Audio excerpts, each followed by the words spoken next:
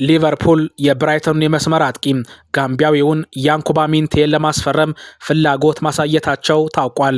የብራይተን አመራሮች ከሚንቴ ሽያጭ ከ60 ሚሊዮን ፓውንድ በላይ እንደሚፈልጉ ተሰምቷል። ሊቨርፑሎች 50 ሚሊዮን ፓውንድ ለብራይተን ቢያቀርቡም የክለቡ ሰዎች ጥያቄውን ውድቅ ማድረጋቸው የተነገረ ይገኛል። ቀዮቹም የተሻሻለ ገንዘብ ለማቅረብ በመዘጋጀት ላይ ናቸው ተብሏል። ሚንቴ ሊቨርፑልን ብቻም መቀላቀል እንደሚፈልግ አሳውቋል። በሁለቱ ክለቦች መካከል የሚደረገው ውይይት መቀጠሉም ታውቋል።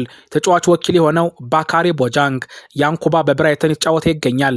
በዚህ ክረምት ግን ክለቡን ለመልቀቅ አዲስ ህይወትን መጀመር ይፈልጋል። ይሄንን አውቃለሁ ሲል በትዊተር ገጹ ሐሳቡን አጋርቷል። ማንቸስተር ሲቲ ቦርንመዝን 2-1 በሆነ ውጤት ማሸነፋቸውን ተከትሎም ከጨዋታው መጠናቀቅ በኋላም ኤንዞ ማሬስካም አስተያየታቸውን ሰጥተዋል። ጨዋታውን ማሸነፋችን ጥሩ ነገር ነው። የመጀመሪያ ጨዋታም ሁሌም ቢሆን ከባድ ነው። ተጫዋቾቼ ባሳዩት ነገር ደስተኛ ነኝ። ጨዋታውን ተቆጣጥረን ተጫውተናል። እድሎችንም ለመፍጠር ጥረት አድርገናል። በጣም ስሜታዊ ነበርኩ። ብዙ ማስተካከል ያሉብን ነገሮች እንዳሉ ይሰማኛል። ጨዋታውን ማሸነፋችን ይገባናል። ከ10 ቀናት በፊት 5 የሚደርሱ ተጫዋቾች ቡድኑን ተቀላቅለዋል። ከነዚህ ውስጥ አንዱ ሃላንድ ነው። አብዛኛዎቹ ከኛ ጋር አልነበሩም። አሁን እነሱ የሚያደርጉት ጨዋታም እንደ ቅድመ ውድድር ዝግጅት የሚቆጠር ነው። ተጫዋቾችን ለማስፈረም እየሰራን ነው። 8 ቀናቶች ይቀሩናል። ማርክ ገሂን ከፓላስ ጀምሮ አውቀዋለሁ። እሱ የተለየ ተጫዋች ነው። ጊቫርዲዮል ጎል በማስቆጠሩ ኩራት ተሰምቶኛል። የኔ ምርጥ 11 ተጫዋቾችን ገና መለየት አልቻልኩም። በጨዋታው ምርጥ ጊዜን አሳልፈናል። አሁንም ጠንክረን መስራት አለብን።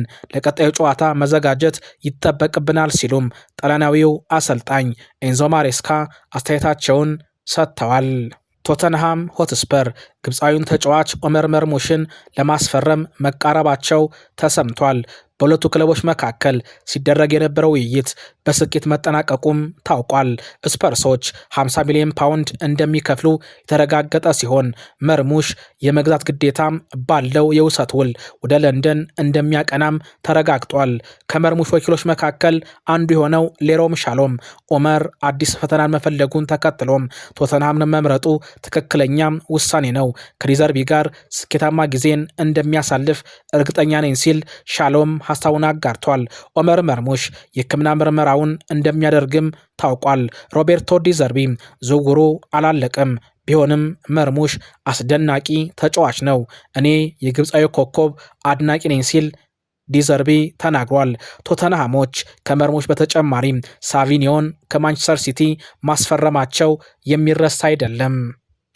ማንቸስተር ዩናይትድ የብሉግራናዎቹን የግራ መስመር ተጫዋች የሆነውን የ22 ዓመቱን ስፔናዊም አሌሃንድሮ ባልዴን ለማስፈረም ከባርሴሎና አመራሮች ጋር ለመነጋገር ማቀዳቸው ተሰምቷል። የባርሴሎናው አሰልጣኝ ሃንስ ዲተር ፍሊክ ባልዴ ለቡድናችን በጣም አስፈላጊ ተጫዋች ነው፣ በቀጣይ ግን ምን እንደሚፈጠር አላውቅም በማለት ተናግረዋል። ተጫዋቹም ብሉግራናዎቹን ለመልቀቅ መዘጋጀቱ የተነገረ ይገኛል። ባልዴም ማንቸስተር ዩናይትድን ቢቀላቀል ደስተኛ ይሆናል ሲል ደግሞም አስ መረጃን አጋርቷል። ተጫዋቹ ወኪል የሆነው ሱፐር ኤጀንት ሆርጌ ሜንዴዝ በቀጣዮቹ ቀናቶች ከማንቸስተር ዩናይትድ ኃላፊዎች ጋር ለመነጋገር ቀጠሮ መያዙን ካዴና ዴናሴር ዘግቧል። እስከ 2028 ድረስ ከባርሴሎና ጋር ውል ያለው ባልዴ 50 ሚሊዮን ዩሮም እንደሚገመት ተሰምቷል። የማንቸስተር ዩናይትድ አመራሮች አሁን ላይ ባልዴን ብቻም ማስፈረም እንደሚፈልጉም የተነገረ ይገኛል። በቀጣዮቹ 48 ሰዓታት ውስጥ ሁሉም ነገር እንደሚታወቅም ተገልጿል።